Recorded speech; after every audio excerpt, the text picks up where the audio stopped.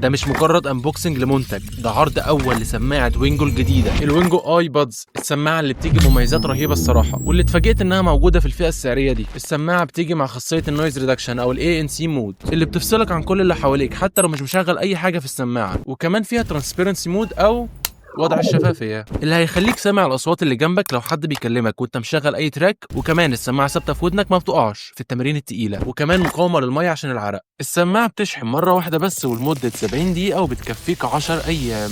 أما المكالمات فالسماعة بتيجي بأربع مايكات وتلقائيا بتعزل لك أي نويز حواليك مع ميزة الاي ان سي مود اللي بتضمن لك وضوح الصوت. ومن المميزات اللي عجبتني جدا في السماعة دي إنك تقدر توصل السماعة على جهازين في نفس الوقت، وفادتني كتير وأنا بشتغل على اللاب والتليفون مع بعض. السماعة بتيجي مع تطبيق اوريجينال ساوند اللي بتقدر تتحكم فيه في كل تفصيله وخاصيه في السماعه، وتقدر تفعل من عليه الجيمنج مود عشان تاخد احسن اداء في الالعاب ومن غير اي تاخير في الصوت.